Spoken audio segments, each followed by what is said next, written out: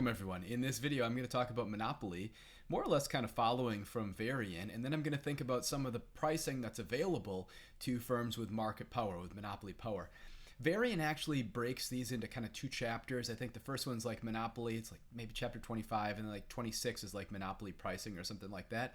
It separates out between standard monopoly behavior or pricing, and then thinking about price discrimination. I'm going to pool them into this lecture here, and I'm going to think first about standard monopoly, and it'll kind of actually be, in some sense, a review of principles of micro, depending on how your background in principles of micro might have gone. Ultimately, of course, we're going to do this with equations because this is the intermediate micro level course. Then I'm going to think about monopoly from innovation, which I really like. It's a series of slides where I'm going to talk about how a market could have previously been, in some sense, competitive, and then through a cost innovation lead to a situation where you've now got a monopoly. And then I'm going to think about advanced pricing. When I think about advanced pricing here, now I am thinking about price discrimination, and I'll go through different forms of price discrimination, first, second, and third degree price discrimination. Okay, so that is going to be the plan. And at some point, if I remember, I'll talk about Wolverines. All right, so suppose we have a market where there's a single firm operating, so we have a monopoly, and what are the causes? What are the reasons why we might have a monopoly? Well, we might have a single firm that's got control of a scarce input. Maybe there's some type of increasing returns to scale in the industry. We might have a technological advantage. That's actually what we'll exploit for these slides here. Maybe there's some type of a network externality or government protections. These are all kind of like the foundations from where monopoly power comes from in the first place. One of the things that is really important to impress upon us is the idea that these are going to give rise to some type of monopoly advantage. There's got to be some type of barrier to entry. And our assumption is that there's not going to be long-run economic profits even for our monopoly. Now, that'll differ a little bit from kind of like the standard story. The standard story is like there's zero economic profits in the long run for perfect competition. What I like to do is I like to think about the very, very long run and recognize that even in the very, very long run, even in the case of a monopoly, barriers to entry just aren't gonna completely prevent entry, or it could be the case that there's a threat from some other industry as a whole. So in terms of like a point of like kind of technical specification, if you're thinking about like the principles level class, we'll just say there's zero economic profits in the long run. That's perfect competition. With monopoly, yeah, there's profits in the long run. But what I want to impress upon you for the standpoint of like applying economics in real life is like there's the only way that there's positive economic profits in the long run for a monopolist is if they've got a barrier to entry that's not going to be surpassed. And it turns out, like, first off, that's hard to do. Second off, there's also the threat from outside industries. So for example, like right now during the pandemic, we have something that kind of is really salient from the standpoint of like an industry that's being threatened by a different technology, right? So think of the airlines, right? There's an oligopoly in airlines, and there's really only a couple that are going to be able to that are operating, and there's only a couple of substitutes that are reasonable in terms of like transportation, right? Well, so you might think that there's going to be this type of barrier to entry because of this type of the sorts of scale and cost structure associated with operating an airline route. And you might think that there's not going to be any entry. Maybe we wouldn't expect further entry from airlines. I don't know. That's kind of that I don't know that necessarily makes 100% sense. However, there's this massive threat to the airline industry from videos, from video conferencing, from Zoom, from Adobe Connect, from GoToMeeting, from a variety of these different things. And so the idea is like there's threats from even if there's not threats entering directly into the industry itself, there's threats from outside industries. Think of like IBM, which had previously been this colossal monopoly, and now it's kind of a shell of its former self.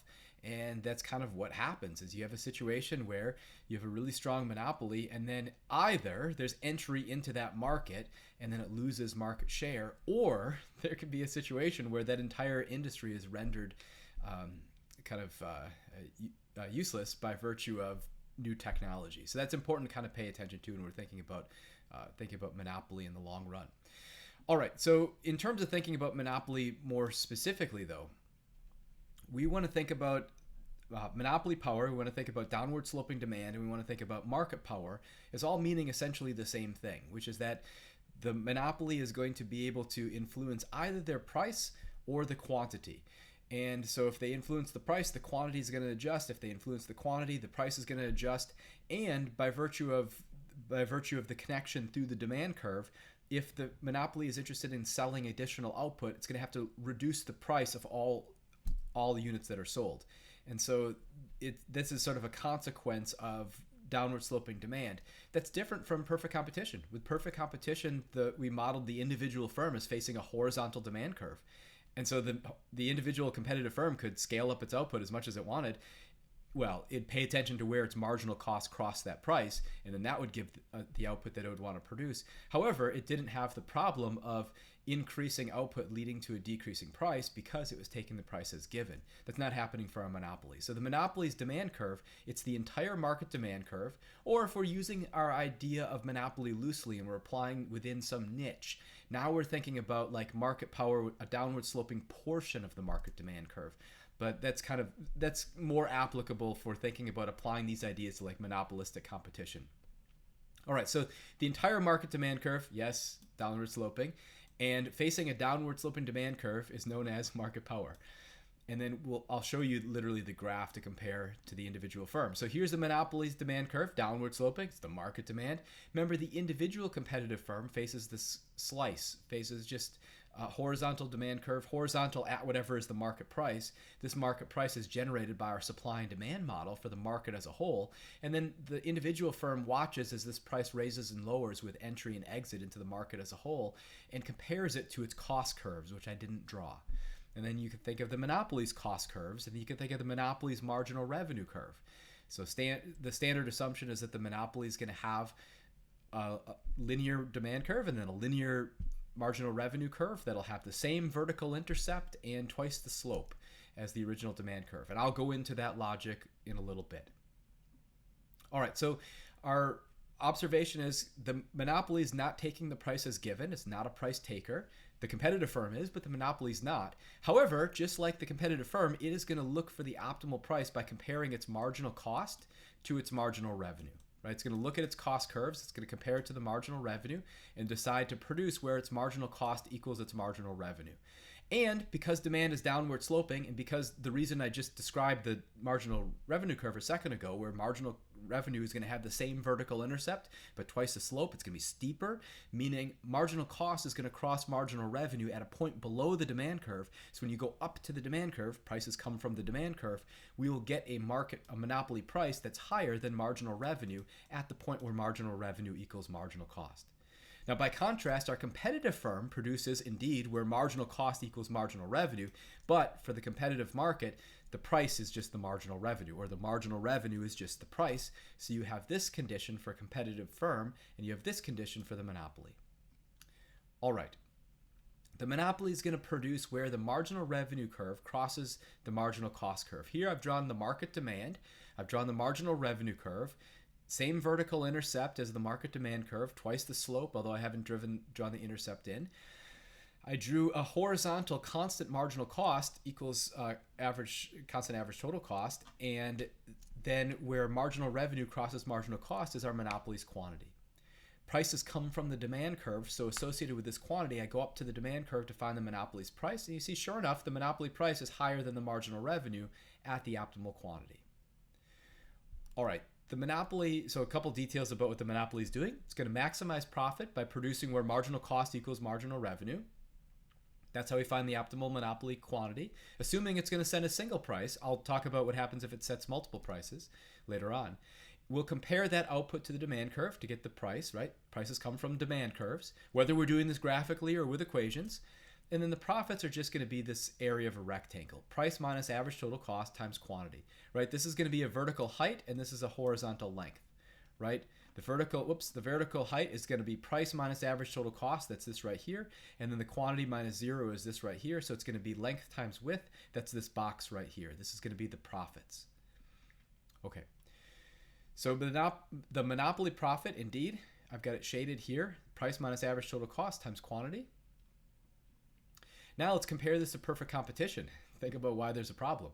So in perfect competition, the competitive market is going to produce where marginal cost equals the price, and there's zero economic profit in the long run. For the monopoly, price is bigger than marginal revenue equal to marginal cost. So we have this condition where the price minus marginal cost is positive.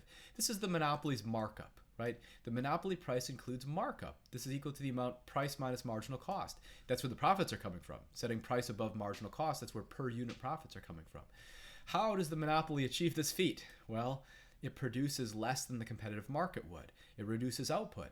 So thinking back to the law of demand, where you'll have, if you reduce the quantity demanded, there'll be a higher price, and then if you reduce the quantity, there'll be a higher price. If you increase the price, there'll be a lower quantity.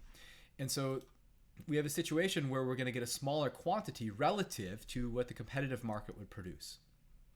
So the competitive market is going to produce the quantity the competitive market would generate. Remember, this is the market demand curve, not an individual competitive firm. The competitive market would produce where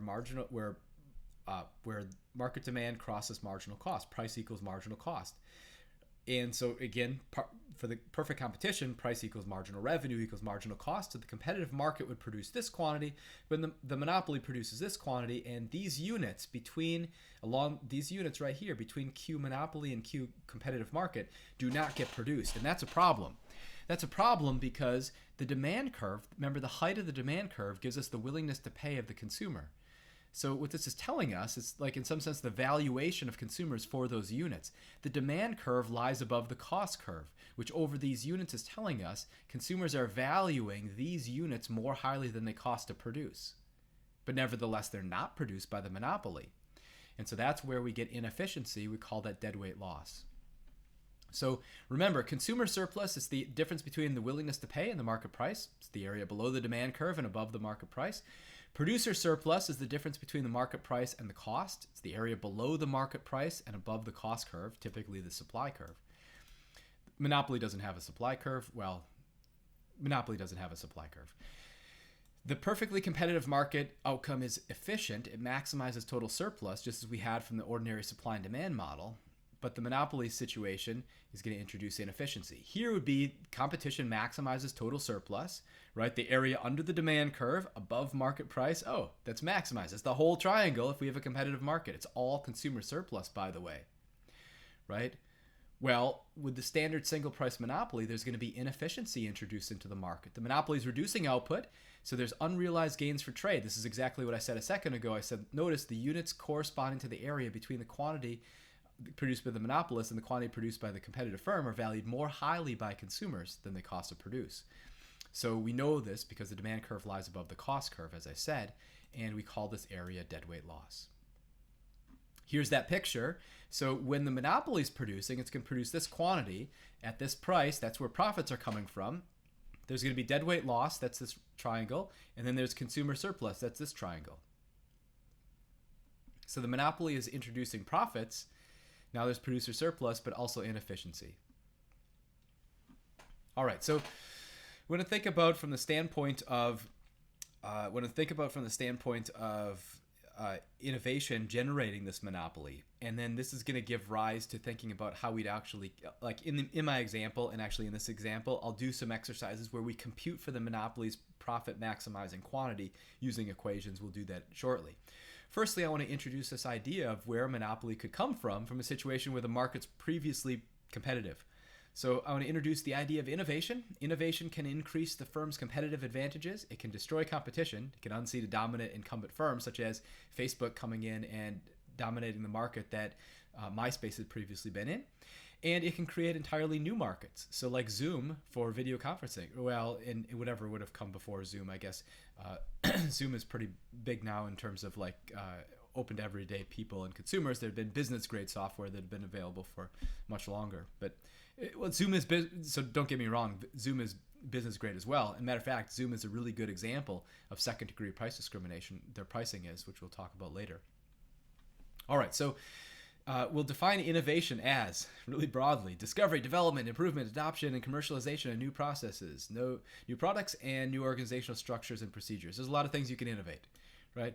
We'll classify two types of research and development: process innovation, the investment in labs searching for cost-reducing technologies, and product innovation, the search for technologies producing new products. I'm going to focus on developing our logic about process innovation, coming up with cost-saving technologies. All right, so process innovation relates to cost reductions, and now the important distinction. So the important distinction for this part of the class is, do we have a large innovation or do we have a small innovation? And here's how we know. So we're going to assume we have a small innovation if the firm is able to capture the market, but if it's not able to set the price associated with where marginal cost crosses marginal revenue for fear of being undercut by existing rivals. The firm will have a large innovation if it can set the single price monopoly price and still capture the market. Okay, so let me walk through that logic. So firstly, let me introduce this idea of Bertrand Competition. This should be an R here, Bertrand Competition. Consider an industry producing an identical product, and suppose firms are competing in price. Bertrand Competition means the firms are choosing their prices, right? So we've got a collection of firms. Maybe I've got something like 10 firms. They're each choosing their price. Just for concreteness, suppose each firm has marginal cost of 100. Suppose the price is initially 200. What's going to happen? Well, each firm, let's just call it like firm number one, decides rather than price 200, let's set a price of 199. Now they capture the market. That's good, but all the other 9 firms are like, wait a second, we can cut under them, and so they'll price 198. And then all the 8 other firms or whatever that haven't yet reduced their price, like everybody gets this idea, and before you know it, prices get whittled down all the way to where? To marginal cost, to a price of 100. So with Bertrand Competition, we're assuming price gets driven down to marginal cost. Matter of fact, I've got a couple of videos about Bertrand Competition. Identical products, Bertrand is what you'd look for. And the interesting situation is where you'd have an identical products Bertrand Competition where the firms might have different costs. So suppose we've got exactly that structure that I told you about. 10 firms, everybody's marginal cost is 100. In equilibrium, price will be 100. Now suppose one of those firms, the 9th firm, has, or the 10th firm, whatever, doesn't matter, has the marginal cost of 50. What's going to be the price? It's not probably 50, right? They're going to capture the market, that's right, but they don't need to set a price of 50. They don't need to set a price of their marginal cost. They only need to set a price of 99. Because if there's 9 other firms with costs of 100 and my costs are 50, if I set a price of 99, I've captured the market. I've captured the market, I'll be a monopolist, although it's not clear that you'll necessarily be able to price like a monopolist. We'll investigate that here. But the basic idea is that we would expect one of two things with Bertrand. We'd expect either price equal to marginal cost if everybody's got the same marginal cost, or price is just a little below the next lowest marginal cost. All right, so here's the setup. Let's initially assume all firms have the same technology and therefore the same marginal cost. I'll just call that that initial marginal cost that's shared C naught, and it's positive. So there's a unique Bertrand equilibrium where all firms set the unit cost, price equal to marginal cost, as I discussed, and the market produces a situation with 0 economic profits because price is equal to marginal cost. Now suppose one and only one firm builds their research lab, reduces their costs, and now their costs fall down to some C. Their single price monopolist price is going to be found looking where marginal revenue equals marginal cost. Finding that output and then finding the associated price. Now we distinguish between large and small cost-saving reductions as I discussed. So this is the monopoly price, PM. That's the price charged by a monopolist with cost of C. The innovation is large if the monopoly's price, the single price monopolist price, is lower than everybody else's initial costs, right? Because everybody else is setting a price equal to marginal cost. If your monopoly price is below them, you can undercut the whole market while operating as a standard monopoly, right? So then the pure monopoly price is below the unit production cost of competing firms. That's a large innovation. I'll show you this graphically. It's a small innovation if the monopoly price, the true monopoly price, like if you were to single price monopoly price, produce where marginal revenue equals marginal cost, go to the demand curve to find your price. If that's above everybody's initial costs and prices, you can't price like a standard monopoly because you'll be undercut. So what do you do instead? You price a little bit below everybody else's costs. You're still a monopoly in the sense of dominating the market, However, you have to worry about being able to, whether or not you're able to price like a true monopolist. All right, so I'll depict this graphically in 2 slides. Bear with me. So this is gonna, there's always this problem I have sort of wrestling with myself about, is it better to make slides that are better for presentation, or is it better to make slides that are better for studying? And I built these slides with a trade-off to be good for studying, although now, now with presentation, I mean, they're good for presentation as well, but there's this trade-off of the next couple slides. So what I'm going to do is I'm going to talk in the next couple slides what this is going to look like, and then we'll talk through it again when I get there. So the cost reduction from C0 to C1. Initially, we're going to have a small innovation, right? We'll go from C0. Everybody has C0 as their initial cost, and then C1 becomes their new cost. The innovating firm is going to undercut all rivals, charging a price just below everybody else. Epsilon's just a small number, some small positive number. And so for all practical purposes, this is the same price as it was initially, but it's just a fraction below it. And so therefore they capture the market. They are going to do this essentially by setting the initial output. The small innovation, therefore, does not really change the market from the perspective of the consumers. It's just that now you've got one strong dominant firm that's captured the market. Now you're going to see the same amount of goods in the market. It's just that they're all sold by one firm, and the consumers might not actually recognize that in this setup. Anyhow, as a result for this innovation, the monopolist is able to make a strictly positive profit because their price is essentially what everybody's initial costs were. Their true costs are lower. So this is a vertical area. This is a horizontal area. That's going to be a rectangle corresponding to profits. This indeed is like price minus average total cost. That whole quantity times the quantity, that whole thing in parentheses times the quantity of output. All right. Now here's the situation with the large innovation. This is going to be our reduction from C0 to C2. That's our large innovation. Here the innovating firm undercuts all rivals, charging the pure monopoly price. And the monopoly price is going to correspond to the monopoly quantity, where MR equals C2. What's the kicker here is the monopoly price is below everybody else's initial cost, meaning we're able to capture the market. The large innovation reduces the market price, increases the quantity. So as a result, as a reward for innovation, monopolist makes monopoly profits. Here's the picture. So this looks horrible. Let me walk through it.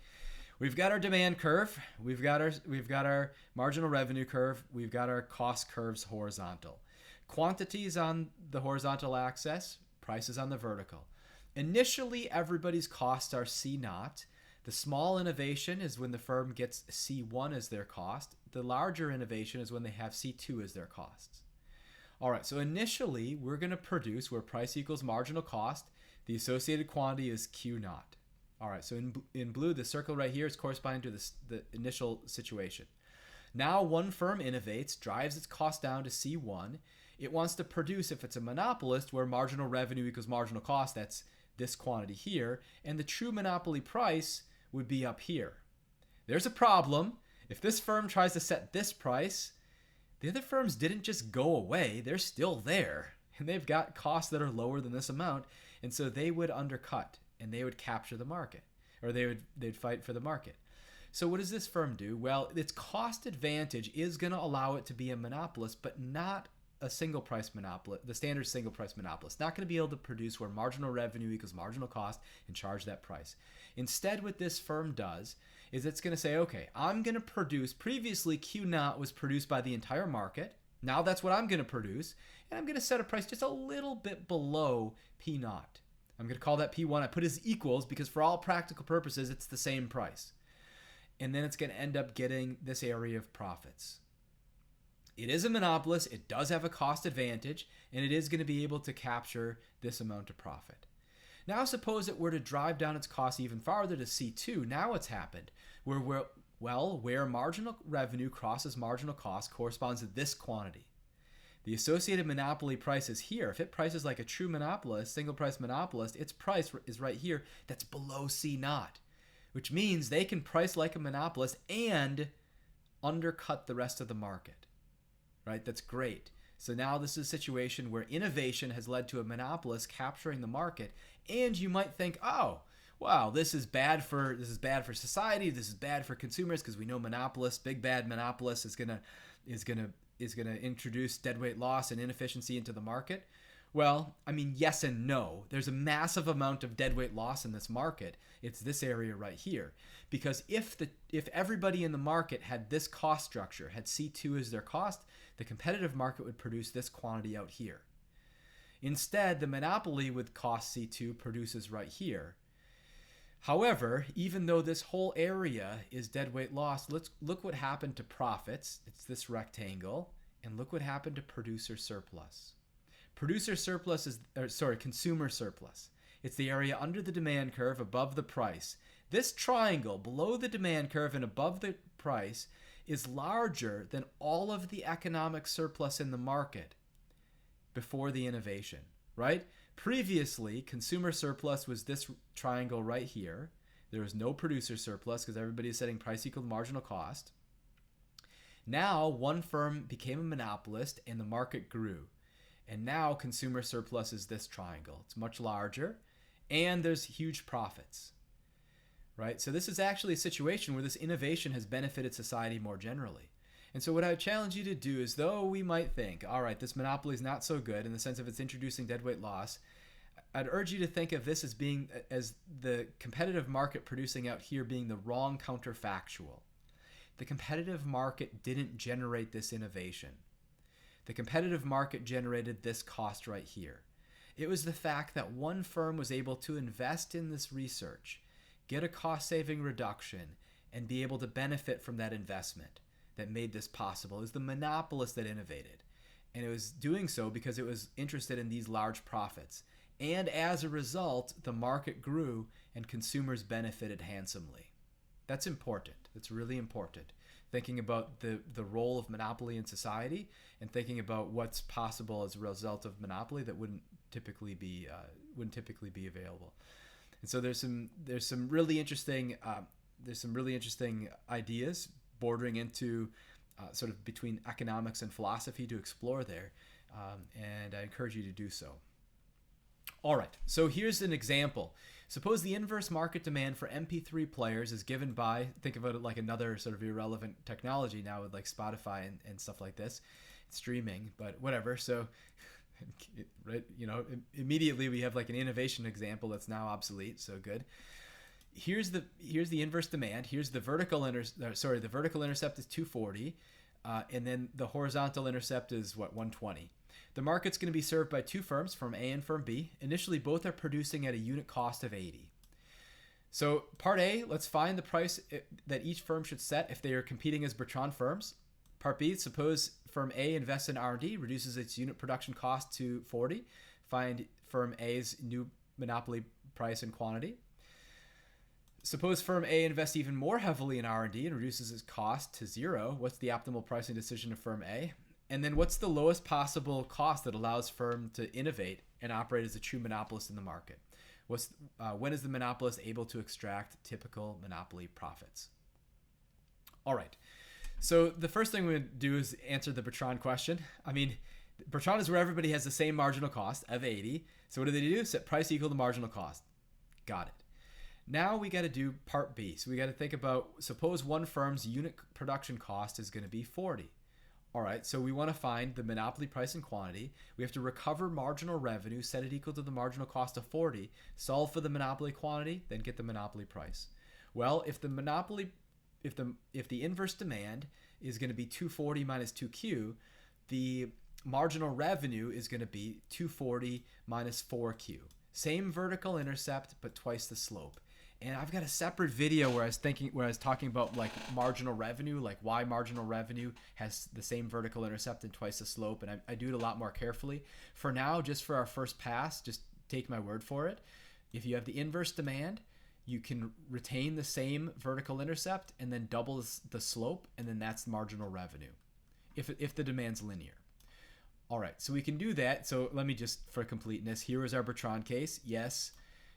If everybody's marginal cost is 80, our Bertrand case gives us price equal to 80. Part B, So suppose we had this firm with the marginal cost lowered down, cut in half to 40. The monopolist produces where marginal revenue equals marginal cost. So like I said, marginal revenue is 240 minus 4Q is equal to 40. Solving, let's see, move this 4Q to this side, move the 40 to that side. We'll have 200 divided by 4, a quantity of 50. Prices come from demand curves. And so now what I need to do is I need to evaluate my demand at the quantity of 50. And I think, how did this happen? I don't know. This is somehow I've got an old slide deck, which is bizarre to me because I thought I had the most current one. So I want to evaluate demand here. And so let's see. So demand is going to, or sorry, not evaluate demand. I want to find the price. So my demand was price is equal to 240 minus 2Q. And so price is equal to 240 minus 2 times 50 because that was the market quantity. And 240 minus 2 times 50, oh, that's, 240 minus 100 is equal to 140. So I had the result correct. I just annotated it incorrectly, documented it incorrectly. Right, so that's, I don't know, that's not how I had intended this video to go. But there we go. All right, so this needs to be a 50. Like it is here. Good.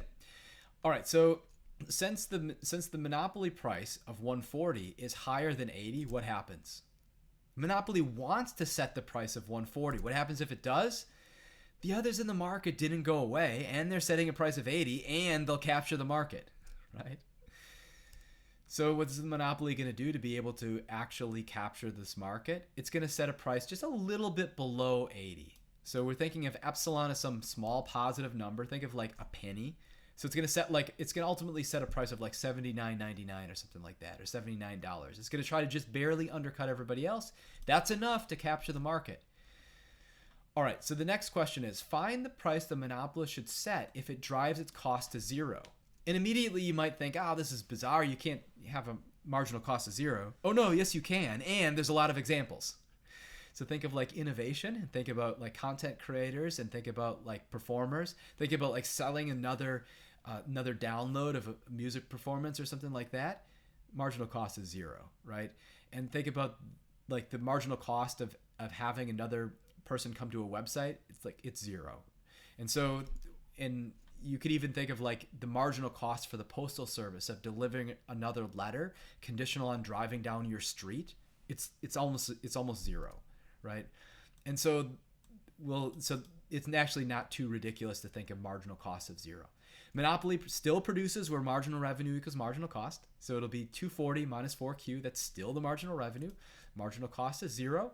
So we'll produce where 240 is equal to 4Q or Q is equal to 60. Now evaluating, finding the monopoly price. 240 minus 2 times 60 is 120. So what's going to happen? The monopoly is going to produce a quantity of 60 and set a price of 120. Well, that's what they would want to do.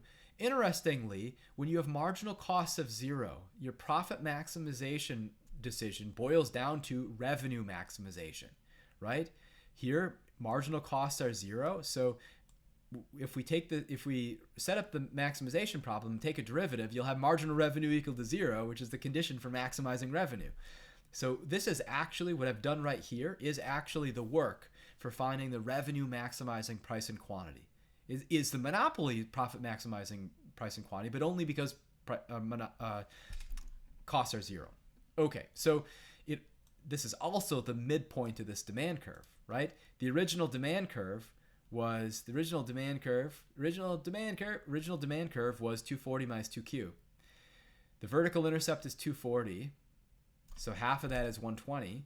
That's the price we just found. The horizontal intercept, it's going to be 120, half of that is 60. So we found the midpoint of this demand curve, and it's got to be that way. It's also the point where demand is unit elastic. All right, what's this firm going to do? Well, 120 is still higher than 80.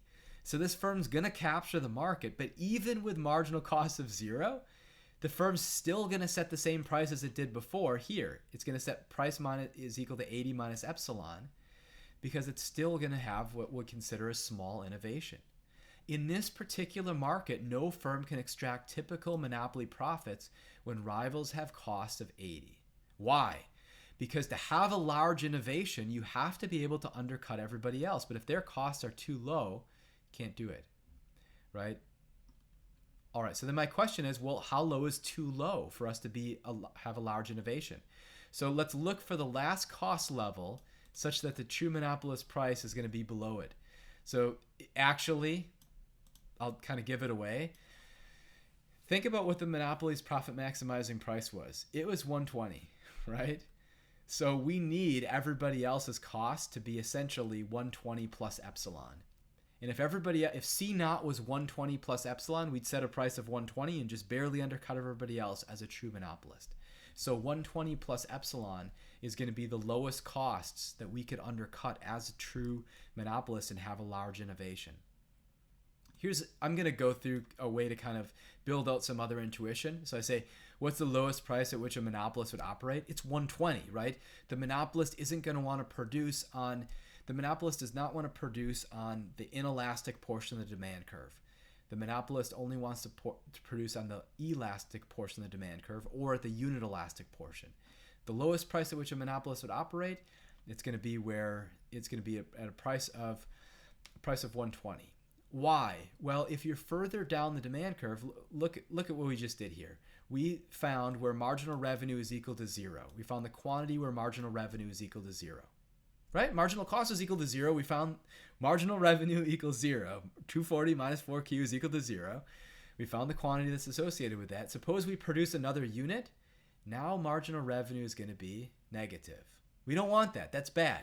Negative marginal revenue is a bad business plan. So that happens for all quantities beyond the midpoint of the demand curve. I've got another video about the link between elasticity and revenue, and you can kind of see the negative marginal revenue discussion there as well. But this is essentially like this right here. This idea is kind of like a principles of econ concept. All right, so the monopoly does not operate over regions of price and quantity corresponding to inelastic demand. It'll only produce where we're at the midpoint of the demand curve and further up. Well, the midpoint of the demand curve corresponds to demand as unit elastic. And so now I've just used this because I wanted to talk about elasticity. Really, like we solved the problem already and the logic I gave to solve the problem was wonderful. Here's a way to use elasticity. So what's the point of me showing us this? First, to remind us of the elasticity formula. Second, to think carefully about other ways to solve a given problem. And then to make this more salient to us because we want to think about elasticity relative to our monopoly. The midpoint of the demand curve then is going to be where we have a unit elastic demand. Well, we have unit elastic demand corresponding to the midpoint. So we've got this one right here. Our elasticity is dq dp times p over q. And I have a video that's called point elasticity, like the point elasticity formula with calculus that I recommend here, and that'll give you a way to be able to look and see where this has come from. But the basic idea is we had inverse demand. Let's solve for regular demand because I need to take dq dp. All right, so regular demand, if inverse demand was 240 minus 2Q, regular demand is going to be 2Q is equal to 240 minus P, and then we have to divide through by 2, so it'll be Q is equal to 120 minus 1 half P. Take dq dp, that's going to be 1 half. That's where this 1 half came from dq dp. That's where this 1 half came from. This is the price. Q is just that demand curve that I was just telling us about. 120 minus 1 half P. See that? Look, this formula, this elasticity formula, you see 4 things, 2 numerators and 2 denominators. It's 3 numbers. It's a slope, dq dp, and then it's the point. You can think of elasticity without too much confusion as a slope at a point. It's the slope evaluated at this point, or multiplied at this point. All right, so the point is this price and this quantity. So this allows me now to solve for P. And I did that, we find a price of 120. Now, I realize this is a little bit of a sort of convoluted way to insert our discussion of elasticity here.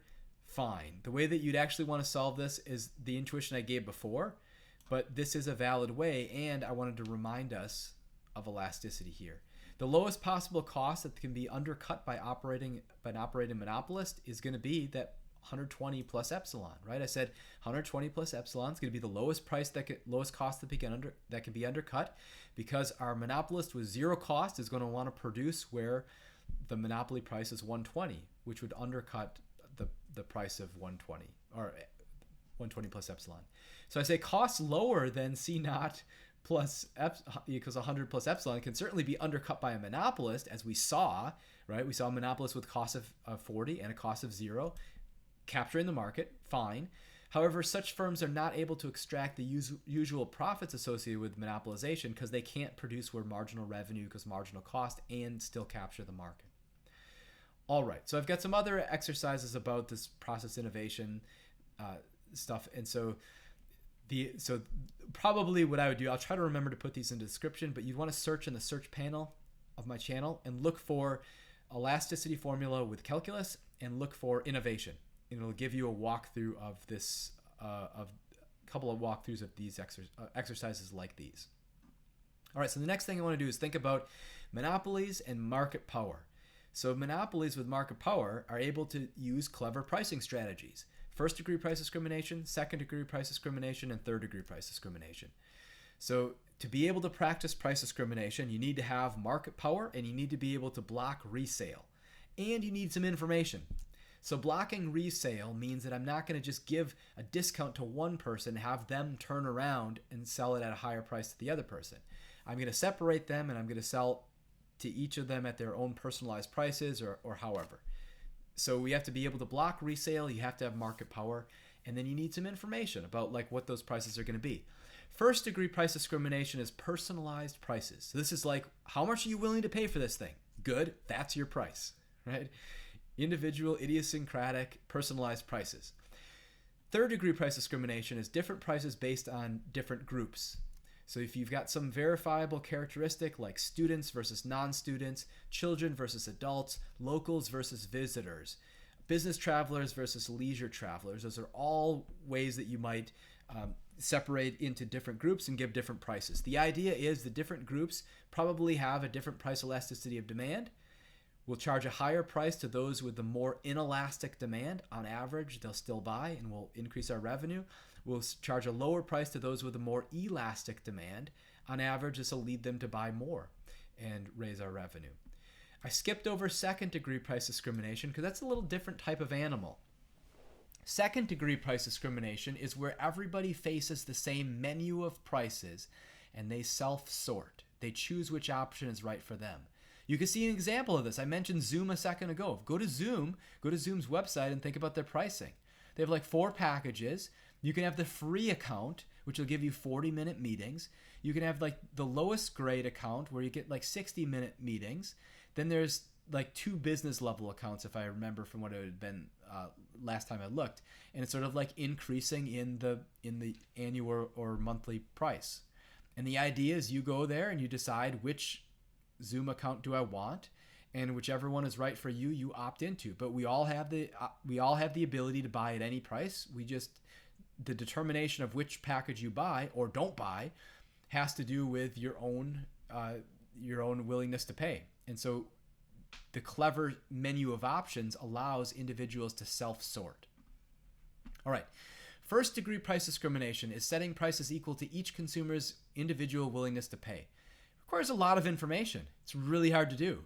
So you need to know exactly what people would be willing to pay and then charge them their price. However, if you do this, this converts all consumer surplus to profit. There's no deadweight loss. The market's efficient.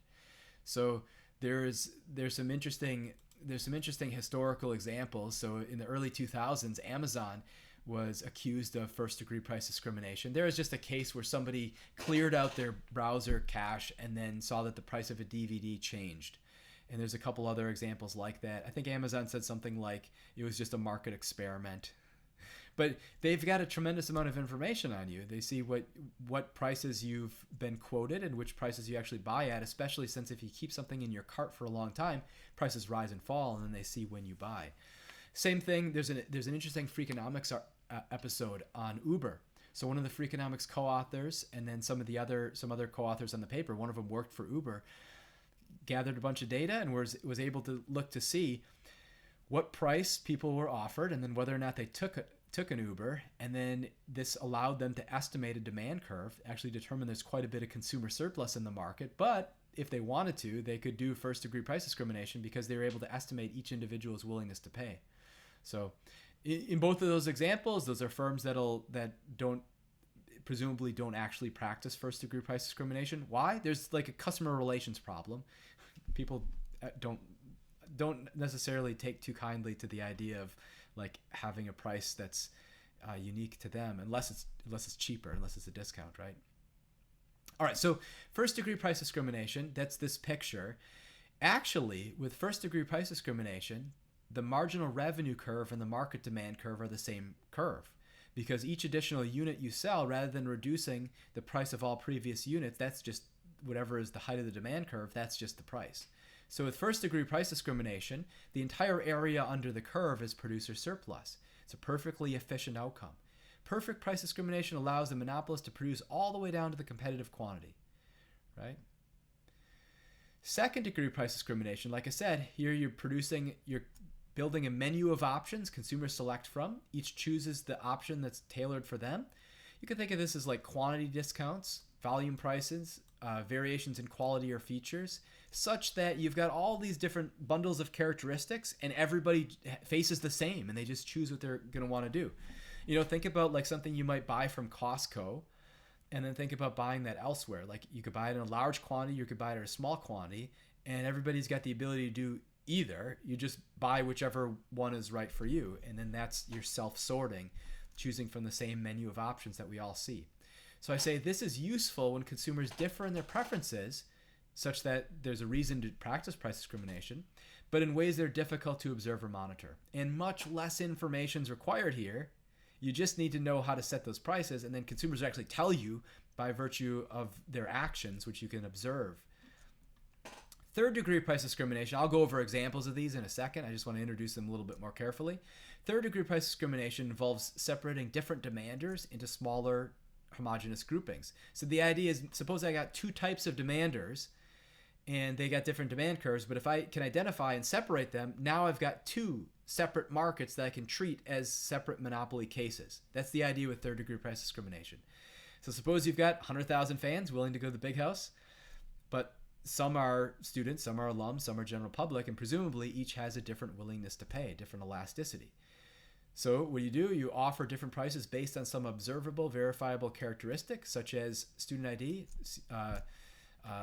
senior discounts, whatever it is, local versus tourist, however is the case. And then ultimately you provide a discount to those with an elastic demand and charge a premium to those with inelastic demand. Why does this work this way? Well, think about like the relationship between revenue and elasticity, right? Oh, and then as promised, I want to talk about Wolverine. So here's a Wolverine. I was running and I saw an animal in the woods, and I think it was one of these.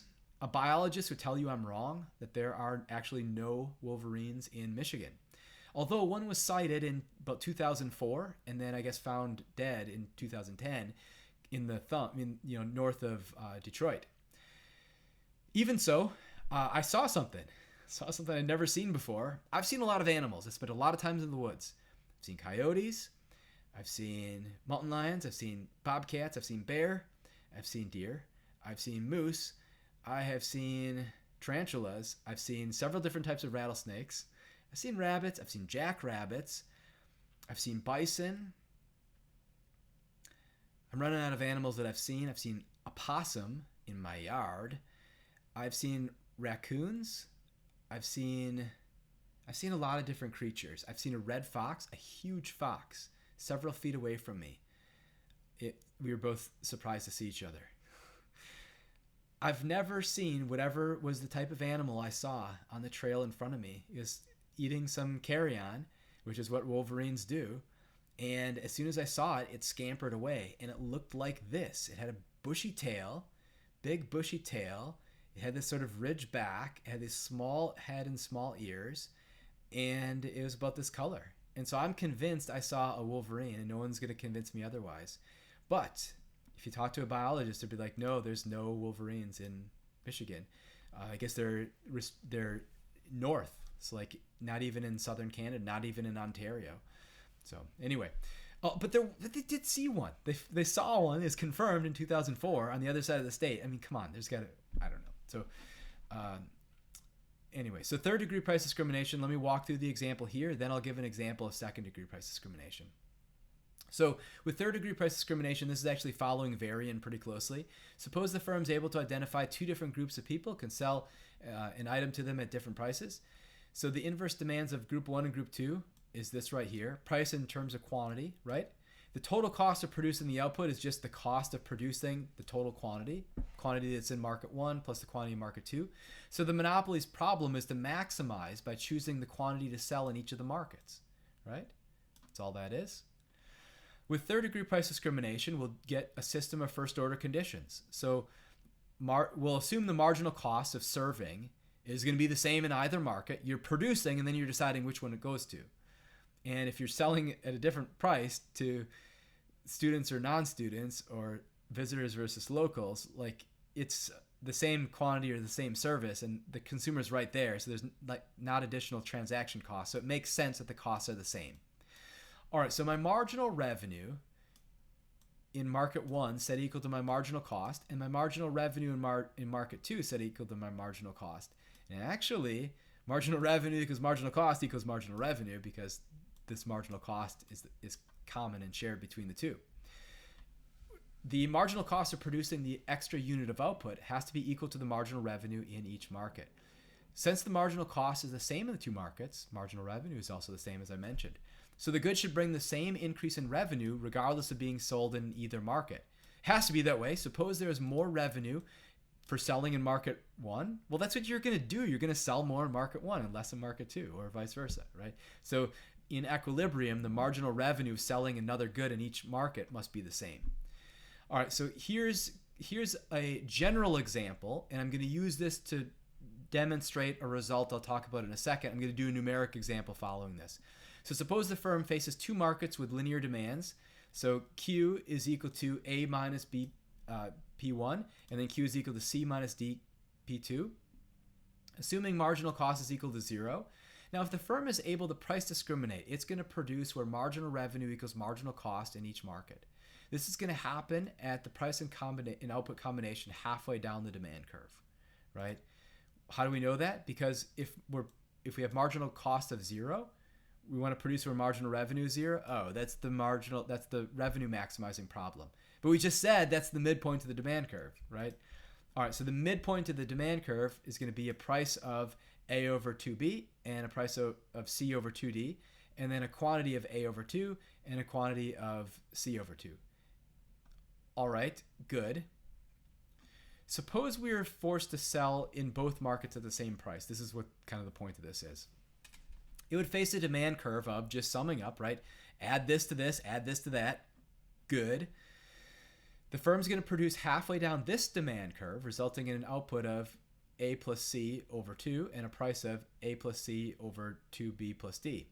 The total output's going to be the same regardless of price discrimination. It's an artifact of general linear demand, not a general result. But look, the monopoly is again with marginal cost equal to 0. This gives me my overall demand curve, pooling the two segments of my market. The quantity I produce is going to be A plus C over 2. Wait a second, that is the quantity in market 1 plus the quantity in market 2. A over 2 plus C over 2 is A plus C over 2, right?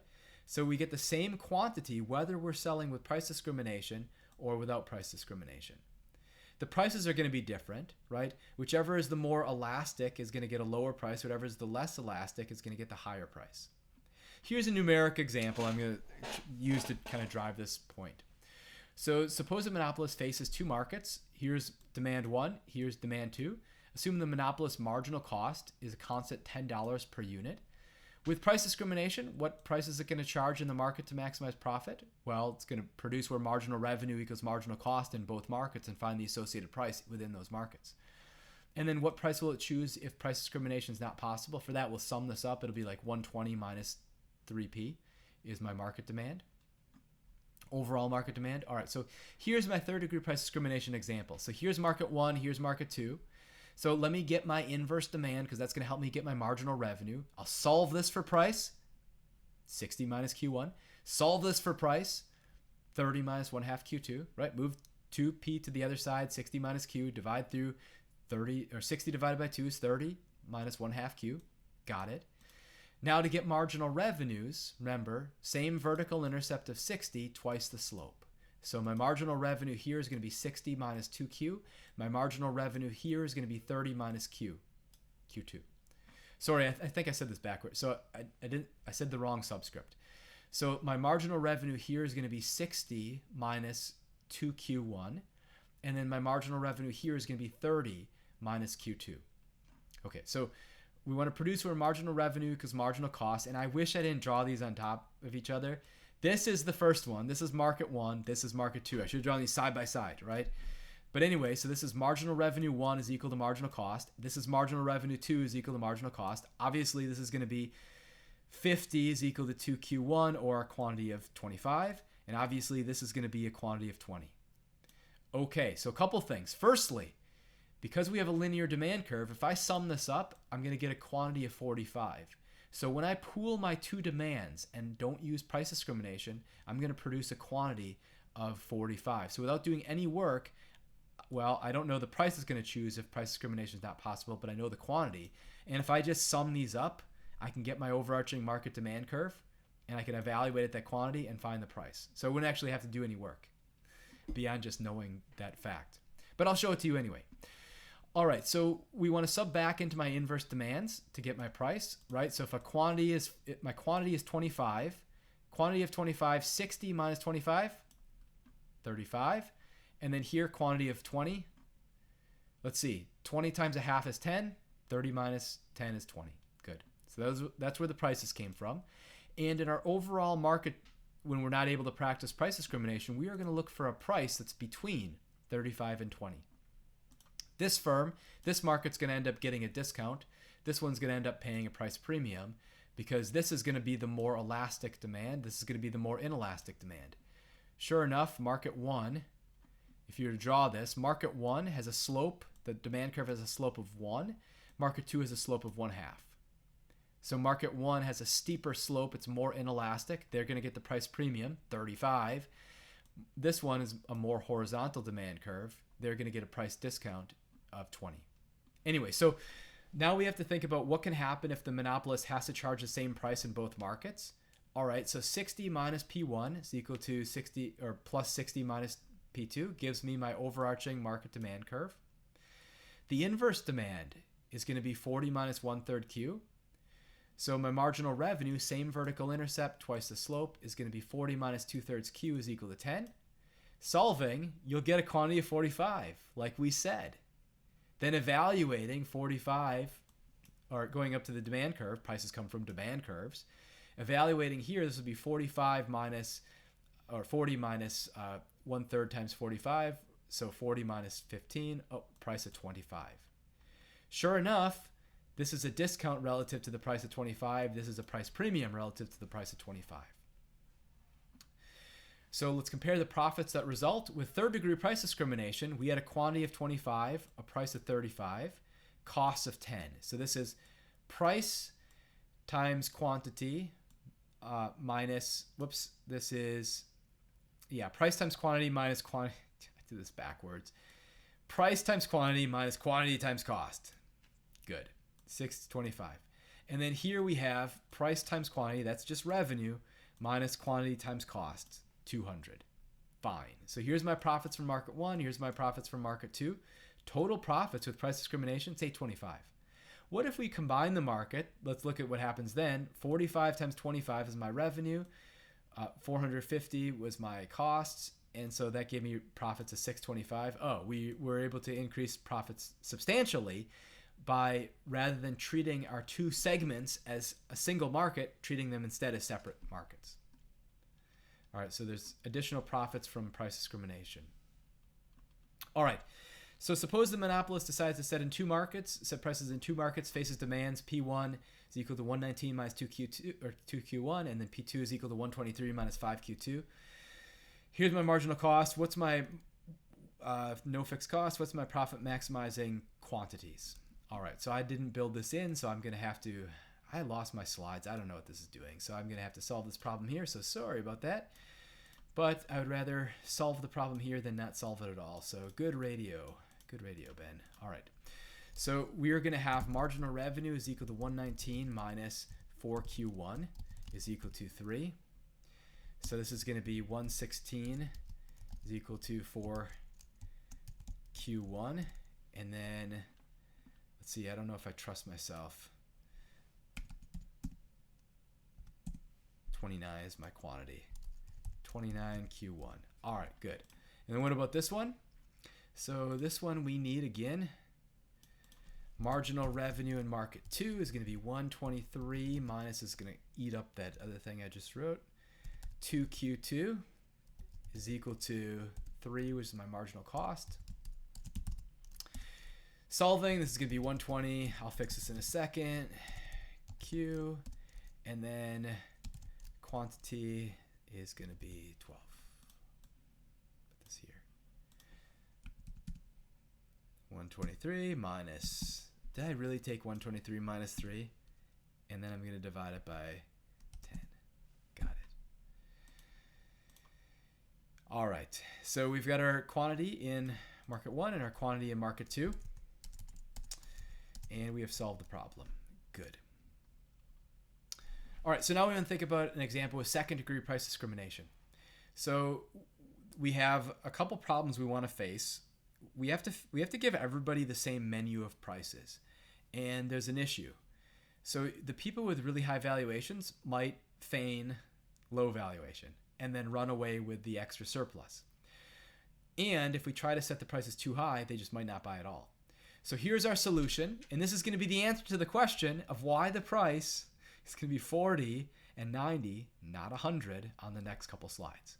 So what we're trying to do, and let this concept drive your math, we want to make the low valuation people just indifferent between purchasing and not purchasing. We want to make the high valuation people just prefer the high price designed for them rather than the low price option.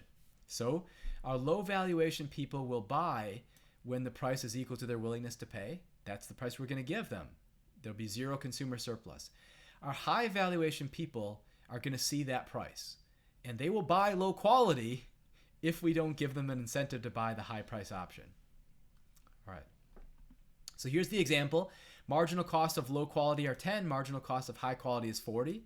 Here's my willingness to pay for consumer type A of low quality, consumer type B of high quality. Here's for low quality, my reservation price, my willingness to pay of consumer A for low quality, my willingness to pay for consumer B of low quality. For high quality, consumer A would pay $60 and consumer B would pay $100. We have 100 consumers of each type. Each consumer only desires at most one unit. They would never buy both high and low quality versions. Low quality version has a marginal cost of 10. High quality version has a marginal cost of 40. Okay. Suppose we are only going to sell the low quality version. Turns out the optimal price, for the reason I said a second ago, is 40. We're going to set the price exactly equal to the willingness to pay of our type A consumer. Profits are going to be 40 minus marginal cost of 10 times 200 because everybody buys, for profits of 6,000. You might say, well, wait a second. What if we set the low quality price of 50? That's more. These people will buy. Good. Yes, they will. Then your profits are going to be the price of 50 minus the marginal cost of 10, which is 40, times the 100, because now only the type B consumers would buy. That's going to be 4,000 in profits. So we'd rather do this. Suppose you only sell the high quality version. Now the price is 100. We're only going to sell the type B consumers. Our markup is going to be 60. Price minus marginal cost is 60 times the 100 type B consumers that buy is profits of 6,000. Again, you might think maybe we want to sell to both. No, we don't. But what if we did? Then we'd have to sell at a price of 60. So our profits would be 60 minus 40 is 20 times now 200 consumers because everybody would buy. Again, gives us profits of 4,000. All right. So this is still, this is building up to our second degree price discrimination. Now, suppose we are going to sell both versions. remember, both of them are going to see these prices and they're going to choose which quality to buy. So we want to guide them to buy the one that we want them to buy. So the optimal prices are actually going to be set the low quality of 40 and set the high quality of either 89 or 90. If I set the low quality of 40, my type A consumers are going to buy the low quality. So we'll get 40 minus 10 is 30 is our markup, times 100 is 3,000 in profits from my type A. What about my type B? Well, I'm going to offer them a price of 90. They will buy. My markup is going to be 50. Price minus marginal cost is going to be 90 minus 40 is 50 times 100. So my profits from them are going to be 5,000.